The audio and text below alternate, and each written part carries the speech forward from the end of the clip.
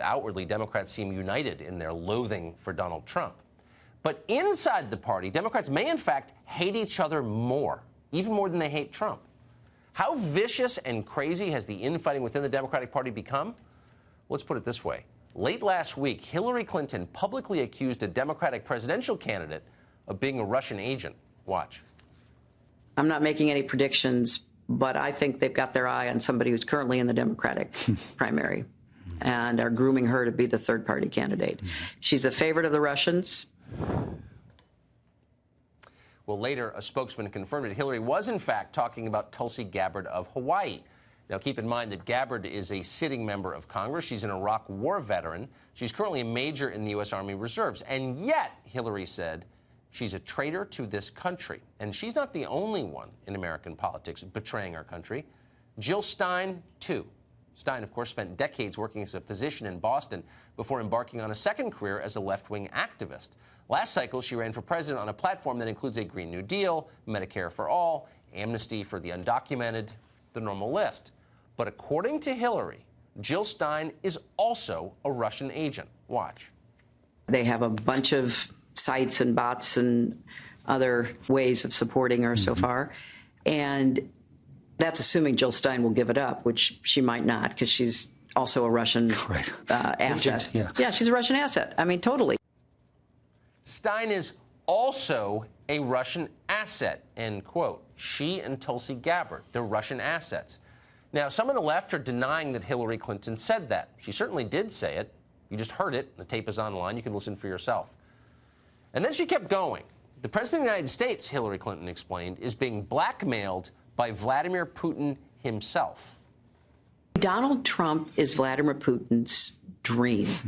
I don't know what Putin has on him, whether it's both personal and financial. I assume it is. Well, in case you're trying to keep track at home, in a single podcast, Hillary Clinton accused 3 separate people, one to her left, one to her right, one within her own party, all of being Russian agents. Now, she offered precisely no evidence for these charges, serious though they are. The one thing that all 3 of these people have in common is that at one time or another, they have all opposed Hillary Clinton's political aspirations. And according to Hillary, that means, by definition, they're traitors. Now, remember, as you watch this, that Hillary Clinton is supposed to be a very impressive person. Her fellow liberals have told us that since she graduated from Wellesley College more than 50 years ago and then went on to Yale Law School famously and married Bill Clinton. She is now one of the best and the brightest. She's the adult in the room. That's what they always tell you. And yet now we learned they were lying about Hillary all along. She's not impressive. She's silly. She's reckless.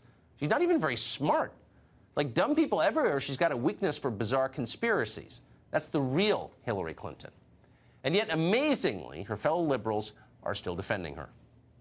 Hillary's been dead on with so many things. She told us about Russia. She told us about the probable interference during the debate. She was Secretary of State. She has deep knowledge about world issues. I thought, where's the lie? You have her being touted by people like Fox News personalities like Tucker Carlson. The Russia propaganda machine has been propelling her, lifting her up since she announced her candidacy. She never denied being a Russian asset. That was the one aspect that was missing from her response. Oh, you know what? Which wow. you think that would be the first, in the first line or two. It was not there. To your point, Hillary Clinton didn't name names, but there's Congresswoman Gabbard going like, me. She never denied being a Russian asset. That's the new standard. So she must be guilty. That's what they're telling you on MSNBC. Julian Castro, who as of tonight is still an actual presidential candidate, essentially agreed. Do you agree with former Secretary of State Clinton that she could very well be a Russian asset? I'm going to focus today on my campaign and what we're doing. Just to confirm, you did not say no, you do not think that Tulsi Gabbard could be a Russian asset? No, I'm going to leave others to comment on that. I have no comment on that. At the very least, do you think it was appropriate for Hillary Clinton to insert herself into the election in this way? I have a lot of respect for Secretary Clinton, and I'll just leave it at that. What a robot. Maybe that's why the room is empty behind him. But we're not going to lie to you. It's not just Democrats who've gone off the deep end with this stuff. Remember Evan McMullen? He's that guy that Bill Kristol convinced to run for president back in 2016. Mullen, we were told, is a serious, principled conservative, unlike everyone else. And yet it turns out he agrees with Hillary. Here's his take on all this, and we're quoting. I believe it's true. Tulsi Gabbard is with the Russians, and the Russians are with Tulsi Gabbard. She confirms it every time she opens her mouth. End quote. Again, no evidence whatsoever. So then Trump weighed in. And keep in mind, Trump is not on the same side as Tulsi Gabbard, much less Jill Stein. But he did. He weighed in and he said, no, he didn't think that two of his political opponents were spies. Well, this sent Washington into conniptions. Neocon buffoon David Frum declared that the denial itself proved conspiracy. Quote, Trump last night defended Jill Stein and Tulsi Gabbard against charges of Russian influence. He wasn't supposed to do that. He was supposed to pretend they were not all on the same team. So it was all a setup, according to David Frum. Was that Tulsi Gabbard at the Soviet embassy in Mexico City? This is lunacy, by the way. But it's not accidental lunacy. It's lunacy in the service of a purpose. So last Friday, we had Congresswoman Gabbard on the show, and we asked her, what is this about? And she explained it about as well as anybody ever has. Watch this. I've never heard anybody at Hillary Clinton's level say something like that.